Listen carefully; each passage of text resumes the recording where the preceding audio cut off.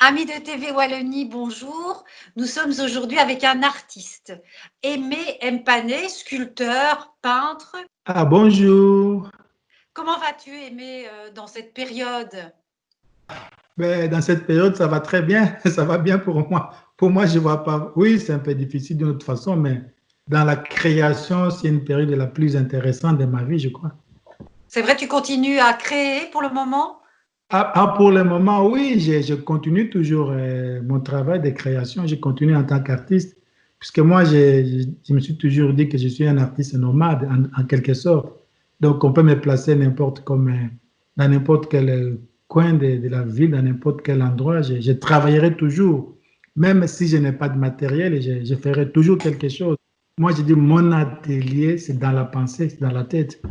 Donc, ça n'a pas arrêté de continuer mes projets qui sont dans la tête et que je peux D'accord, réaliser concrètement.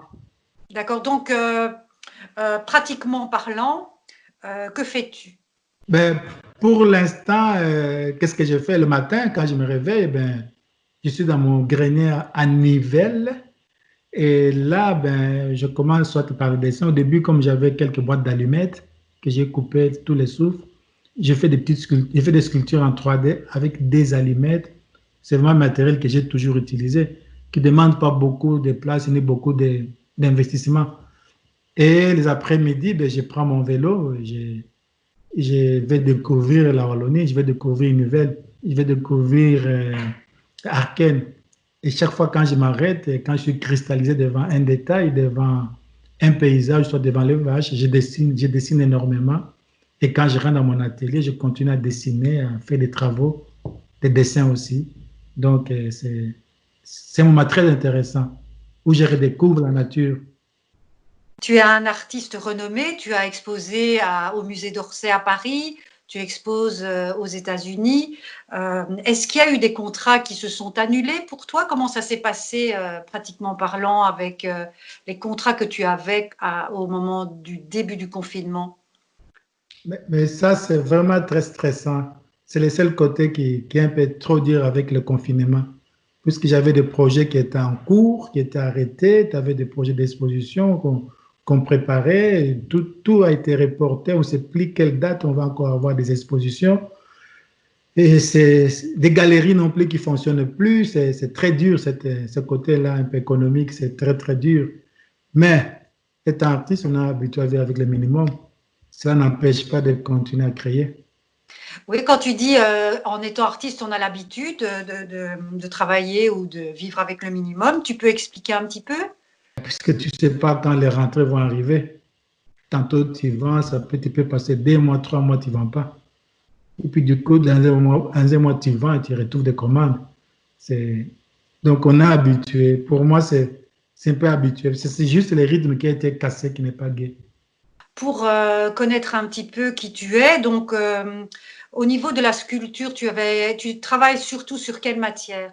Et moi, ma matière de prédilection, c'est les bois. Pourquoi les bois? Puisque c'est vraiment une pratique qui vient vraiment de la famille. Mon père, mon grand-père, mon arrière-grand-père, même mes oncles, tout le monde a toujours travaillé. J'ai toujours vu les gens travailler le bois tout autour de moi. J'aime beaucoup les bois.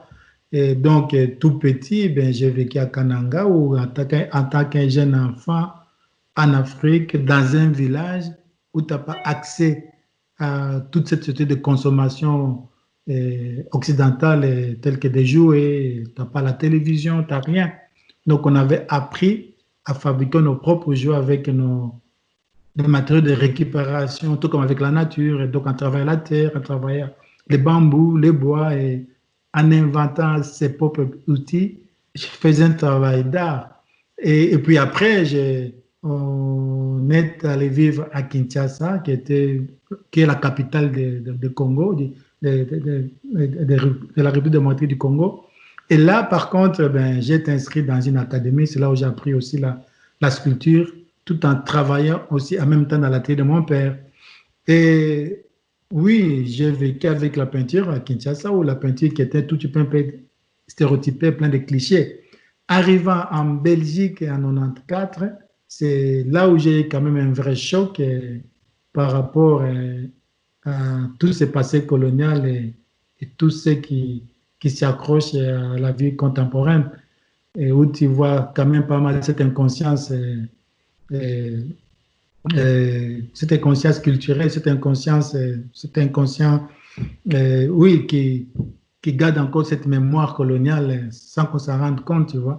J'ai été vraiment été, ça m'a créé un choc puisque j'ai été confronté à ces discriminations au niveau d'embauche, au niveau racial et sur tous les sens. Et cela m'a donné encore une autre possibilité pour revoir mon travail et recréer et retrouver encore notre système de revoir et retrouver sa dignité. Et ça, c'est venu avec le temps. C'est devenu presque un concept que je travaille pour l'instant. Et ce type de travail a été facilement accepté par certaines galeries actuellement, même le musée qui m'invite et qui me passe des commandes. Donc, c'est un toujours mon travail actuel. Oui, je vois qu'il y a beaucoup de rebondissements. À chaque fois, tu rebondis, chaque fois dans tous les domaines de ta vie. Merci pour ça, Aimé. En tout cas, nous, ici, pour TV Wallonie, on a été ravis de passer ce moment avec toi. Comment faire pour apprendre à connaître un peu mieux ton travail? Mais en cliquant sur Google, on a beaucoup d'informations. On tombera sur mon site internet. Et sinon, quand les musées seront ouverts, vous pouvez aller au musée de Tervuren, vous pouvez aller dans certains musées. Et surtout aux États-Unis, pas mal de travaux sont exposés. D'accord. Merci beaucoup de En m'avoir. tout cas, oui, merci beaucoup, Aimé. C'était un beau moment. Merci et bon courage et bonne introspection, bon recueillement dans les balades de la campagne de Nivelles. Merci à Merci.